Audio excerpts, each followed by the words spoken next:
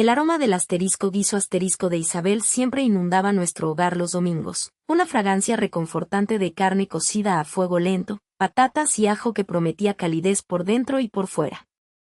Era más que una comida, era una tradición, un ancla en el océano de la vida. Desde niña, ese olor me había envuelto, una manta invisible de seguridad y amor. Me senté a la gran mesa de madera maciza en el comedor, justo al lado de Sonia. Mi hermana, con sus ojos chispeantes y su risa contagiosa, siempre conseguía arrancarme una sonrisa, incluso en los días más grises. Pero hoy no había grises, solo el sol de la tarde que se filtraba por los ventanales, bañando la estancia en un color miel. Javier, mi padre, descorchó una botella de vino tinto con un pop, que resonó como una pequeña celebración. Su rostro, marcado por años de risas y preocupaciones que siempre lograba ocultarnos, se iluminó con la misma ternura de siempre al mirarnos a mi madre y a nosotras. «Otra más, padre», bromeó Sonia, señalando la botella. «Vas a convertirnos en connoisseurs antes de que acabe la década». Javier rió, su risa profunda y resonante llenaba el espacio. «Solo lo mejor para mis chicas, mis reinas. Hoy celebramos la vida». Isabel llegó de la cocina, trayendo la enorme fuente humeante del guiso. Sus manos, todavía fuertes y hábiles a pesar de los años, depositaron el plato con una delicadeza que solo una madre puede tener. «Dejad de molestar a vuestro padre, que hoy se ha esmerado en elegir el vino». Su voz era suave, casi un murmullo, pero con una autoridad implícita que todos respetábamos. Miré sus ojos, azules como los míos, y vi en ellos la misma paz que sentía yo en ese instante. «¿Y qué celebras, papá?», le pregunté yo, mientras mi mano se posaba brevemente sobre la de Sonia.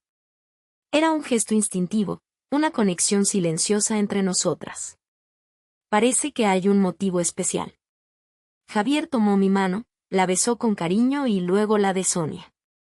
«El motivo especial sois vosotras, mis hijas. Veros felices, ver esta casa llena de risas. ¿Qué más puede pedir un hombre?».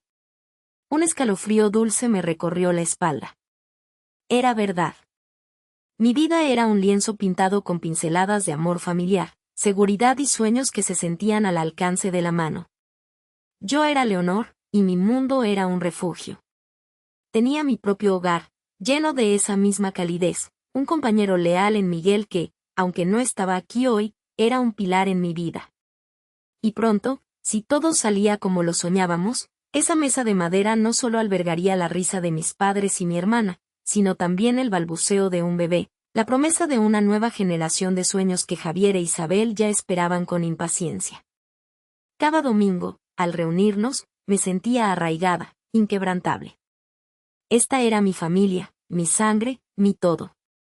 Pensar en cualquier cosa que pudiera perturbar esta armonía me parecía sencillamente impensable, una fantasía lejana y absurda. Aquí, en el corazón de mi hogar, todo estaba bien. Siempre estaría bien.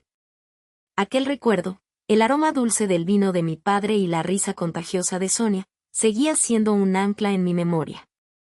Aquellos domingos en casa de Javier e Isabel fueron el cimiento sobre el que, con el paso de los años, mi propio universo había florecido con asombrosa plenitud. Ahora, Leonor, era residente de un próspero suburbio al norte de Madrid. Mi estudio de arquitectura, lienzos urbanos, era un espacio vibrante y reconocido, ya no un sueño sino una sólida realidad. Cada proyecto, una extensión de mi pasión y dedicación, me confirmaba como una arquitecta de éxito, una creadora en toda regla. Miguel, mi compañero leal, era el otro pilar de esta vida. Su sonrisa fácil y mirada audaz, que siempre prometía 1000 aventuras, fue la que forjó su propio imperio. Convertido en un carismático y astuto empresario inmobiliario, sus proyectos transformaban los horizontes de la ciudad, dejando una huella discernible. La gente lo adoraba, sus socios lo respetaban, y yo lo amaba con una lealtad que sentía inscrita en el ADN de mi alma. Juntos, éramos una fuerza inigualable, una sociedad perfecta en la vida y en el amor. Pero el verdadero latido de nuestro hogar, el sol alrededor del cual giraba mi universo, era Leo. Mi hijo. Ya no era aquel balbuceo prometido de antaño en las cenas familiares. Leo era un torbellino de 16 años, una mezcla fascinante de mi intelecto y la audacia de Miguel. Brillante en sus estudios, con una curiosidad insaciable que lo empujaba a devorar libros y documentales. Poseía también un talento natural para los deportes que lo hacía destacar tanto en el campo de fútbol como en la cancha de baloncesto. Su risa, un eco fresco y constante, era la banda sonora de nuestra casa, un santuario moderno y luminoso que habíamos diseñado con nuestras propias manos y sueños. Nuestra vida era un mosaico de escenas animadas con amigos, reuniones familiares que llenaban cada habitación de carcajadas y la aparente invencibilidad de la perfecta felicidad. Los domingos seguían siendo sagrados, aunque ahora se dividían entre la casa de mis padres y la nuestra, según la ocasión.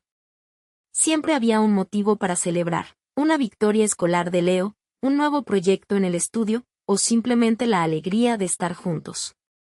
La puerta de nuestra casa siempre estaba abierta, siempre había un ir y venir constante de amigos de Leo, de colegas de Miguel, de mi hermana Sonia que nos visitaba casi a diario. Yo me sentía plena en mi rol de arquitecta, plena como esposa de Miguel y, sobre todo, plena como madre de Leo. La seguridad me envolvía como un manto cálido, una certeza inquebrantable de que lo que habíamos construido era a prueba de tormentas. Me sentía amada, no solo por mi familia inmediata, sino por el vasto círculo de personas que formaban parte de nuestra, lo que yo consideraba, vida idílica. Era una vida sin fisuras, un sueño tangible donde cada pieza encajaba con precisión. Era imposible imaginar que algo, alguna fuerza externa, pudiera siquiera arañar la superficie de esta perfección que habíamos alcanzado. Era un pensamiento tan ridículo, tan ajeno a nuestra realidad. Aquí, en este paraíso suburbano, todo era luz, todo era alegría, todo era paz. Aquella noche de otoño, la perfección de nuestra vida suburbana recibió su primer rasguño. La lluvia caía con una furia inusitada, golpeando los cristales como miles de pequeños tambores de advertencia. Miguel y yo estábamos sentados en la sala, él absorto en los números de un nuevo proyecto, yo revisando bocetos para una piscina de formas orgánicas. Leo, mi sol, ya dormía profundamente en su cuarto, soñando, supuse, con dragones y aventuras. De repente, un golpe tentativo en la puerta interrumpió el confortable silencio. Miré a Miguel, frunciendo el ceño. ¿Esperas a alguien?, pregunté. Él negó con la cabeza, sin levantar la vista de su tableta. Otro golpe, esta vez un poco más decidido. Miguel se levantó con un suspiro de impaciencia, encendiendo la luz del porche. Cuando abrió la puerta, la figura que se reveló era apenas una sombra en la penumbra y la lluvia. Un niño pequeño, empapado hasta los huesos, con el pelo oscuro pegado a su frente y la camiseta chorreando agua. Era Mateo, el amigo silencioso de Leo, casi de su misma edad, unos 12 años. Se veía diminuto y vulnerable, temblando no solo por el frío, sino por un miedo palpable que le envolvía como su ropa mojada.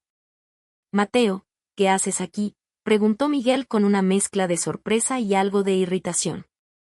Siempre fue pragmático, y las interrupciones inesperadas no eran de su agrado. La voz de Mateo era apenas un susurro, casi ahogada por el sonido de la lluvia. Necesito quedarme. Solo por una noche. Por favor. Sus ojos, grandes y oscuros, buscaron los míos, suplicantes.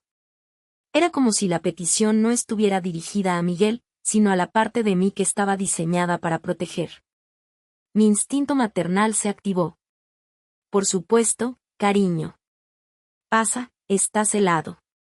Hice un gesto a Miguel para que se apartara y atraje a Mateo al calor de nuestro hogar. El niño entró, dejando un rastro de agua en nuestro impecable suelo de madera. Su mirada vagaba por la sala, nerviosa, esquivando el contacto visual. Era un lienzo en blanco, una concha cerrada. Mientras lo ayudaba a quitarse la mochila empapada y le tendía una toalla limpia, noté algo.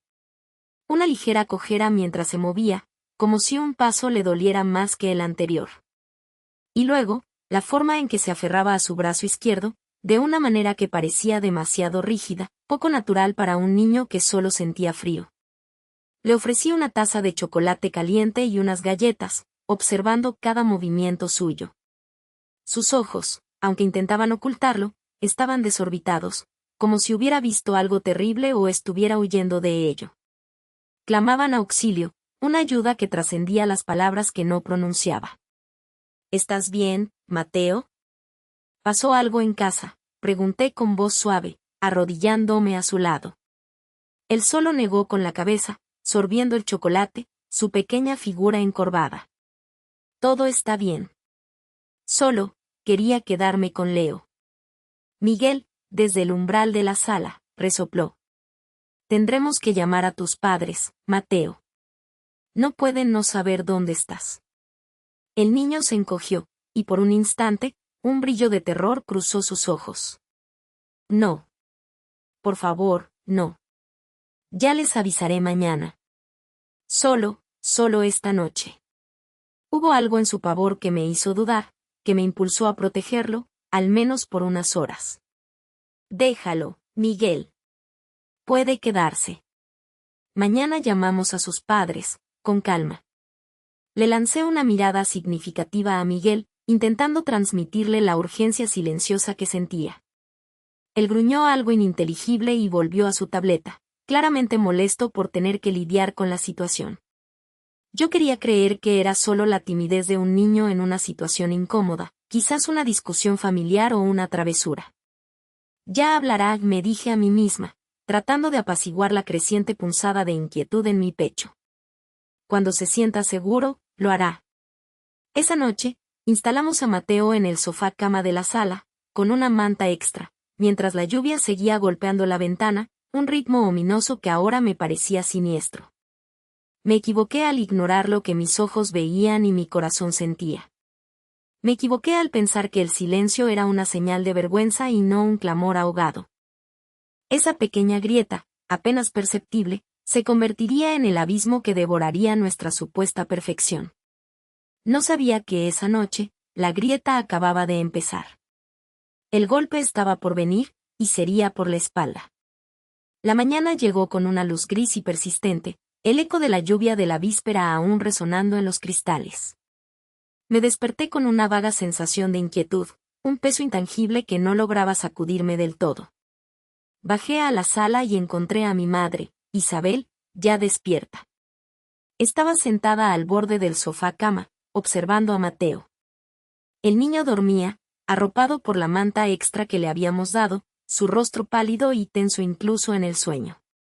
Parece que no durmió bien, musitó Isabel, su voz suave, casi un susurro. Me acerqué, notando cómo mi madre, siempre tan observadora, ya había detectado una anomalía. Se inclinó, y con una gentileza que solo ella poseía, apartó un mechón de pelo de la frente de Mateo. Fue entonces cuando su mirada se detuvo. Con sumo cuidado, levantó la manga de su pijama y un jadeo ahogado escapó de sus labios. Leonor, mira esto, dijo, su voz tensa, llena de una mezcla de alarma y asco.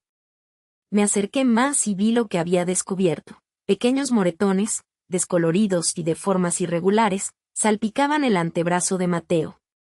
No eran los típicos golpes de un niño juguetón, parecían marcas de dedos, de un agarre forzado, de una violencia que se rehusaba a ser accidental. Mi estómago dio un vuelco.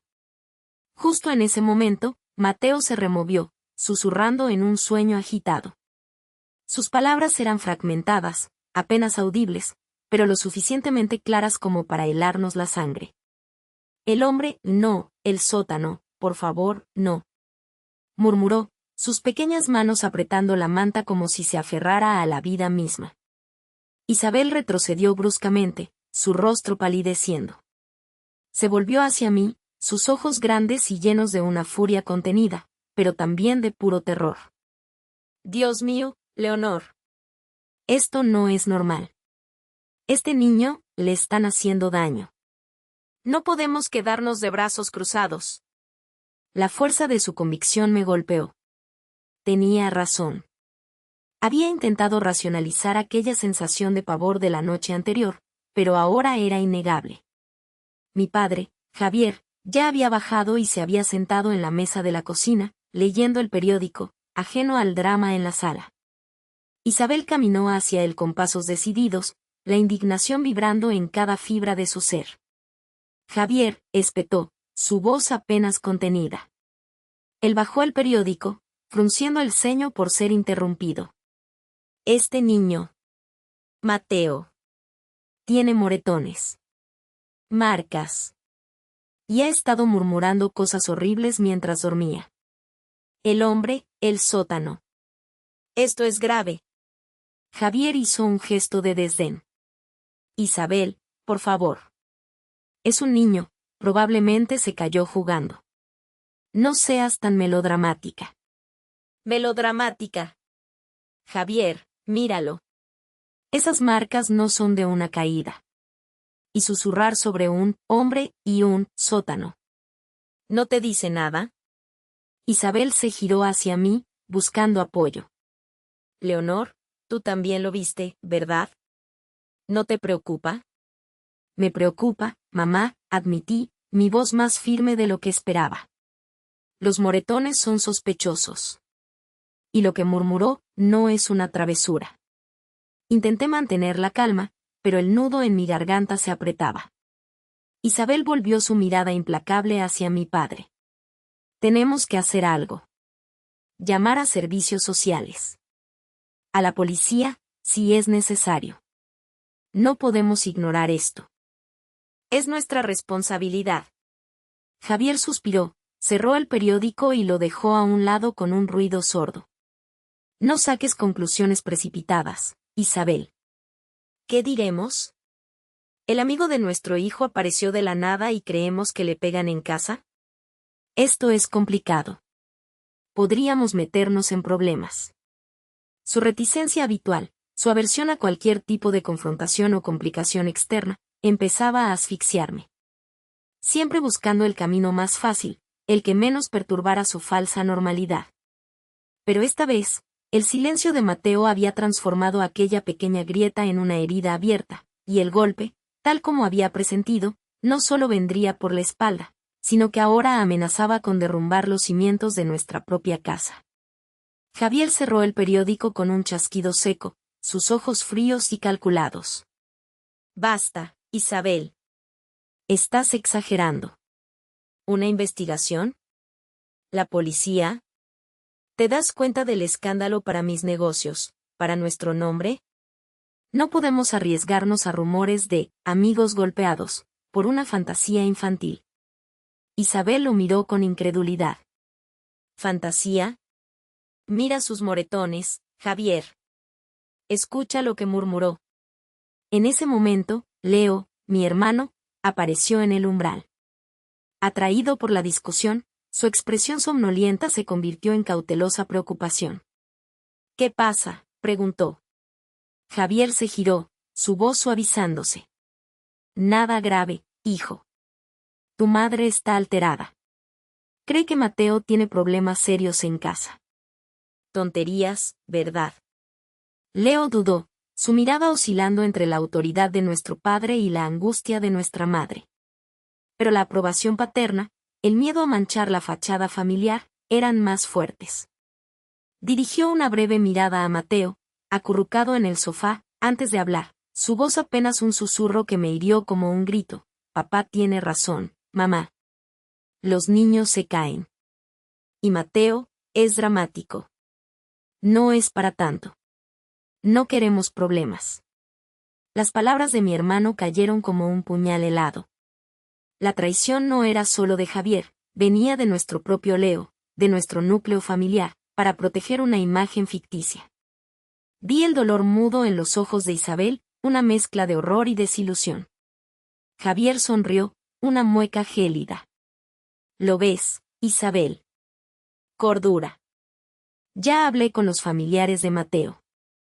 Vendrán a buscarlo mañana por la mañana. No hay más que hablar. Mañana. No, Javier. No podemos entregarlo, exclamó Isabel, señalando a Mateo. Sus ojos fijos en nosotros, llenos de terror silencioso, suplicaban ayuda. Sus pequeños labios formaban un no casi imperceptible que mi padre ignoró por completo. Javier dio la espalda, El destino de Mateo sellado por su miedo al escándalo y la cobardía de Leo. Nosotras, Isabel y yo, éramos testigos impotentes. Nuestro hogar, antes refugio, se había vuelto una prisión para la verdad. La traición echó raíces, y el frío de la impotencia me caló hasta los huesos. El golpe, tal como había presentido, no solo vino por la espalda, sino que ahora derrumbaba los cimientos de nuestra propia casa. El golpe, tal como había presentido, no solo vino por la espalda, sino que ahora derrumbaba los cimientos de nuestra propia casa. La noche se arrastró, espesa y fría, cargada con la culpa silente de Mateo, cuya respiración apenas audible desde el sofá me taladraba el alma. La imagen de sus ojos, grandes y llenos de un terror mudo, se grabó a fuego en mi mente. No podía permitirlo. No podía simplemente mirar. Al amanecer, mientras Javier seguía durmiendo y la casa aún estaba en esa quietud traicionera antes del despertar, mis manos temblaron al buscar mi teléfono. Cada pulso retumbaba en mis sienes. Necesitaba ayuda. Necesitaba que alguien lo supiera. Los servicios sociales. Sí, esa era la única esperanza que me quedaba. Con el corazón en la garganta, marqué el número, mi voz un susurro que apenas lograba escapar de mi garganta tensa, intentando describir el horror velado que vivía Mateo. Fui breve, apenas me atreví a dar la dirección completa, el miedo a ser descubierta me asfixiaba. Corté la llamada, el aliento contenido, sintiendo una gota de esperanza helada. Pero la esperanza en la casa de Javier era una ilusión fugaz. Apenas unas horas después, mientras yo intentaba disimular mi ansiedad, la voz de Javier retumbó en el salón, helada y cortante como una cuchilla. ¿Hiciste una llamada, Leonor? ¿A quién crees que estás llamando? Lo supo. De alguna manera, lo supo. Tal vez mi nerviosismo fue demasiado obvio, o tal vez sus ojos nunca dejaron de vigilarme.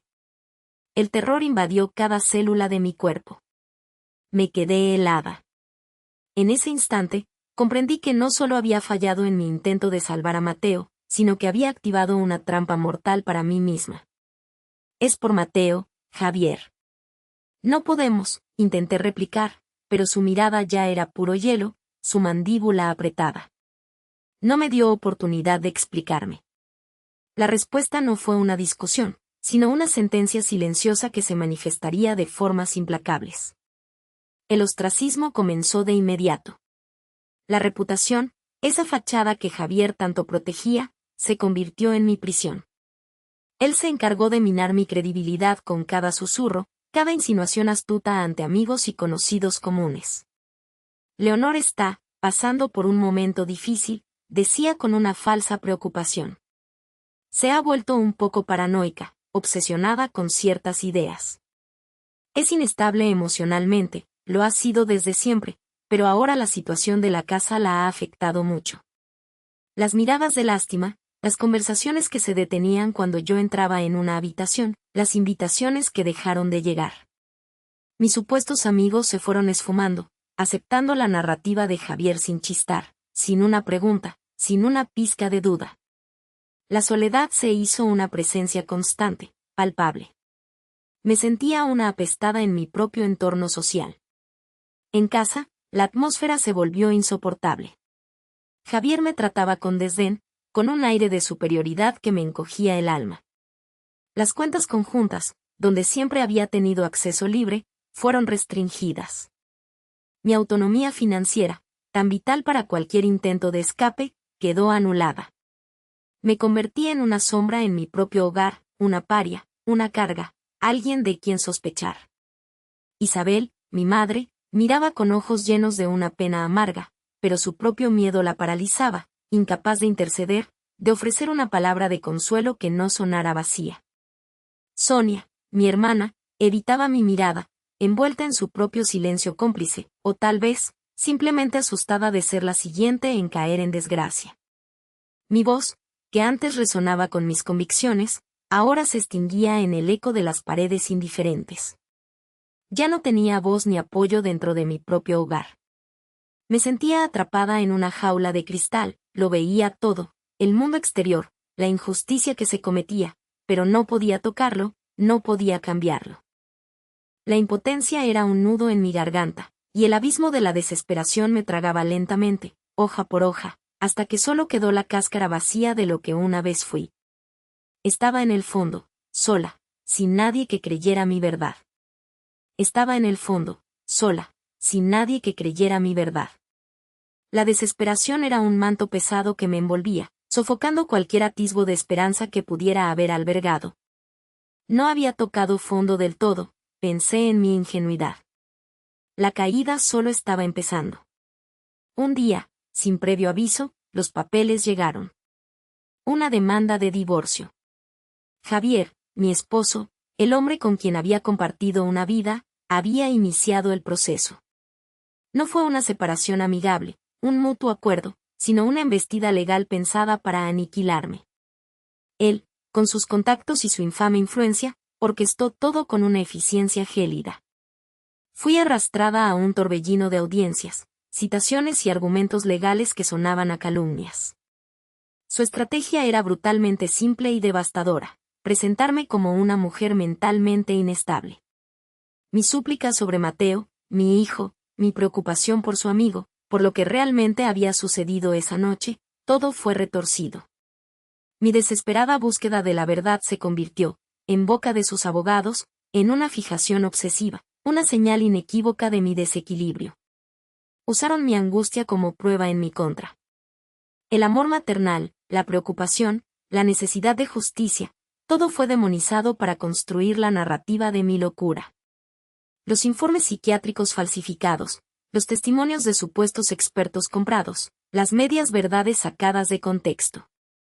Sentí como la realidad se deformaba a mi alrededor, como mi propia historia era reescrita por la pluma venenosa de Javier. Él no solo me estaba quitando a Mateo, sino también mi identidad. Lo más doloroso fue ver cómo los bienes que construimos juntos, cada céntimo que había aportado con mi trabajo en el estudio de arquitectura, cada rincón de nuestro hogar, se desvanecían ante mis ojos. Mi estudio, mi orgullo, el lugar donde había invertido años de esfuerzo y pasión, fue subsumido, despojándome de todo control, de toda propiedad. Fue como si me arrancaran una parte vital de mí misma, el alma de mi profesión. El juicio fue una farsa, una humillación en público. El veredicto, predecible, devastador, la custodia de Mateo, la casa que llamábamos hogar, la mayoría de los ahorros, todos mis activos, todo fue para Javier. Yo quedé con migajas, con la etiqueta de inestable y el eco de una casa vacía. Fui expulsada de mi propio lujo, de mi propia vida. Me convertí en una transeúnte en mi propia existencia, obligada a abandonar el hogar fastuoso que una vez fue mi refugio, ahora una tumba para mis sueños. Al cerrar la puerta por última vez, el silencio fue ensordecedor. Ya no tenía ni voz, ni techo, ni un lugar al que llamar mío. Solo quedaba el frío abrazo de la derrota. Vi como mi madre, Isabel, se desvanecía. La victoria de Javier no fue un final, sino el inicio de una brutal campaña.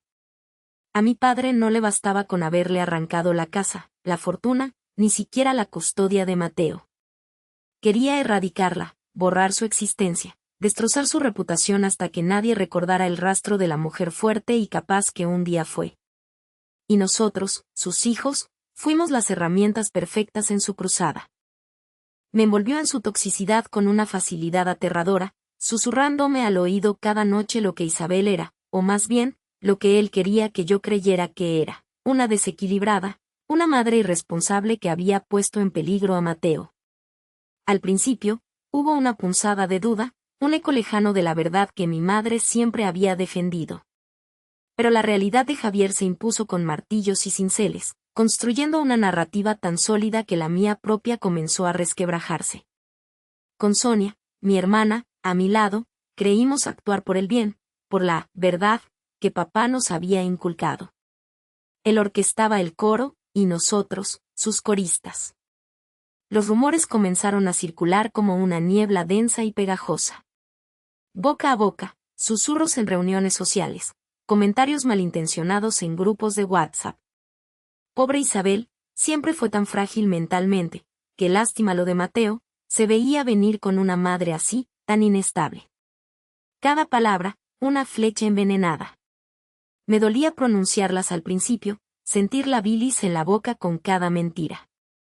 Pero con el tiempo, la repetición las vació de significado, convirtiéndolas en meras armas, herramientas de Javier.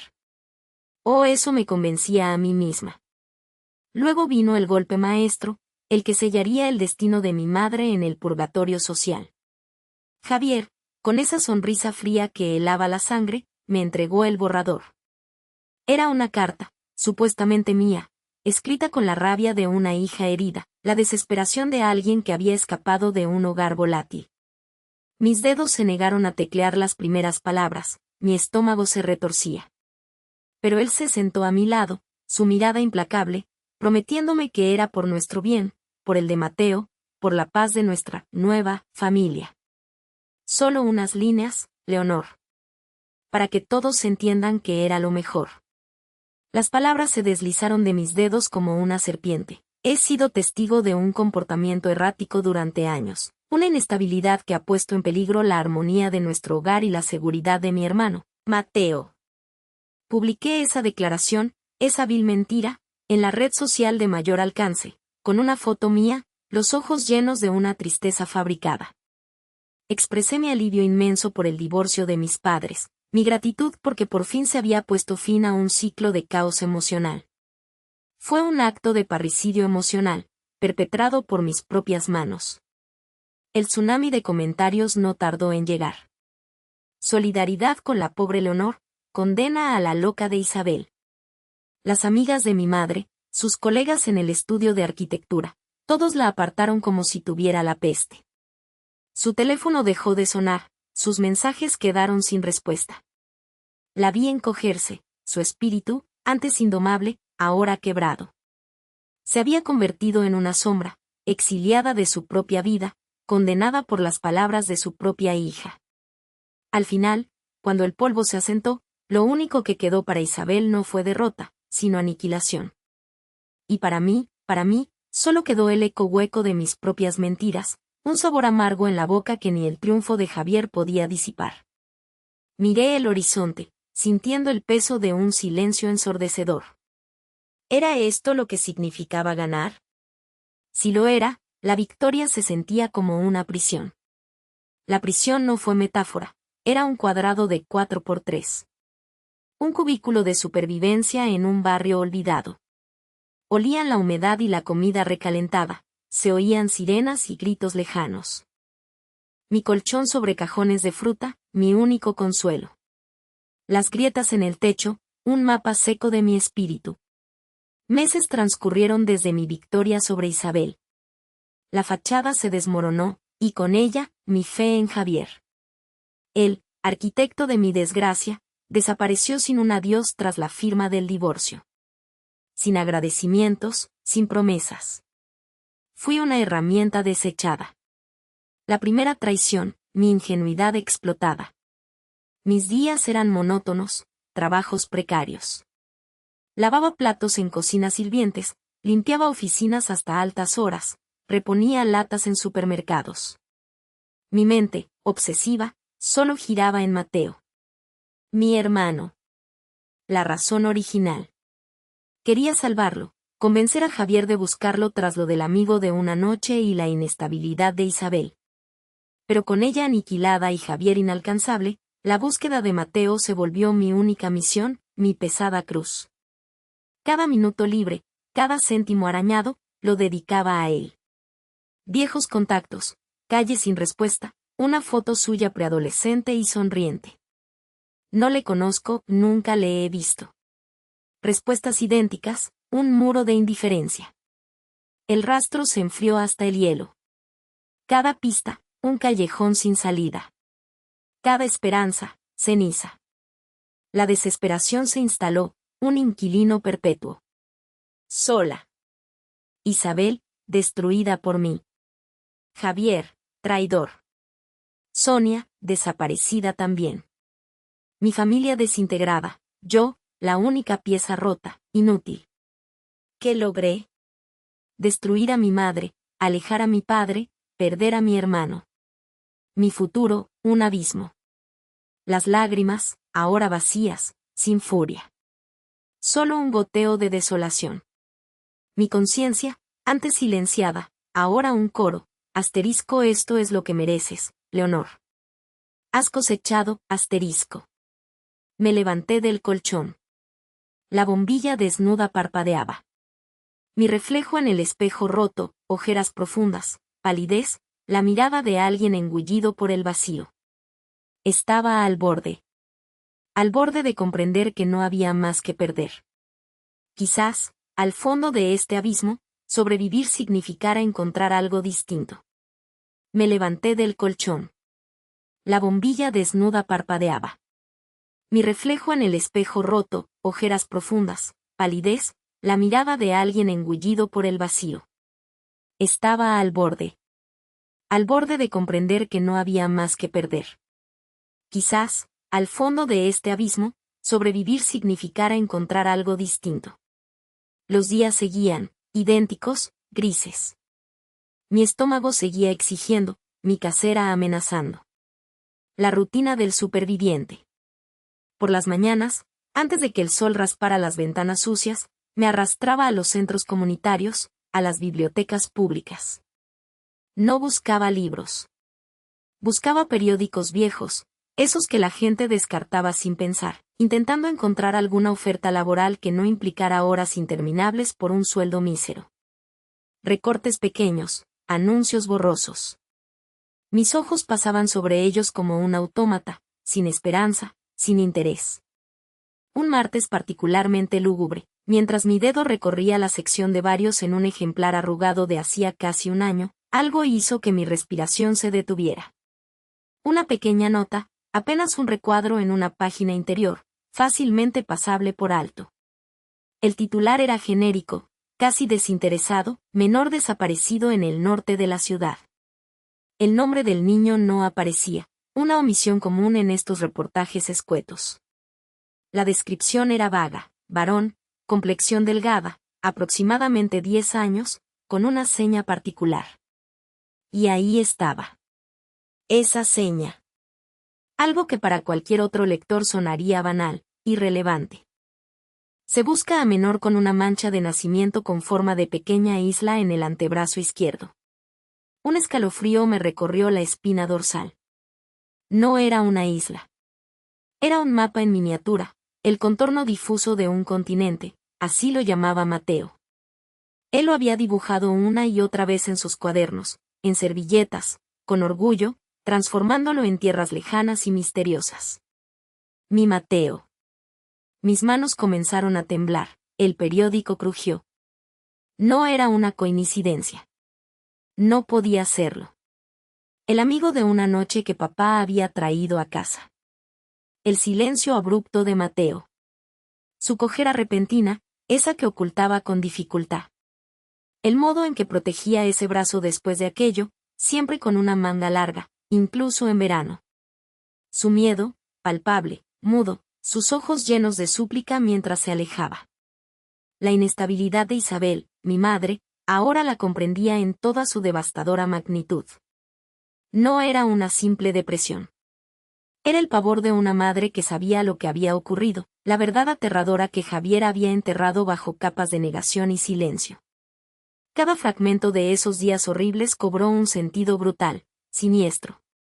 Aquel niño no era solo un huésped. Era un depredador. Y Javier lo sabía. Lo sabía todo. Mi padre había participado en el encubrimiento, en la desaparición de mi propio hermano. La verdad me golpeó como un rayo, helando mi sangre, secando las últimas lágrimas que me quedaban. La desolación no había sido el fin, sino la incubadora. Mi mente, antes fragmentada por el dolor, se unió en un estallido de fría lucidez. Mateo no se había ido por voluntad propia. Había sido tomado. ¿Y si ese amigo era un depredador, dónde estaba la conexión? ¿Por qué la policía no había informado de la desaparición de Mateo? ¿Por qué mi padre había guardado silencio? La desesperación se disolvió, dejando a su paso una determinación gélida. Ya no había tiempo para lamentarse. Había un rastro, una pista, Un hilo helado que me llevaba no a Mateo quizás demasiado tarde para él sino a la verdad completa, a lo que mi padre había ocultado.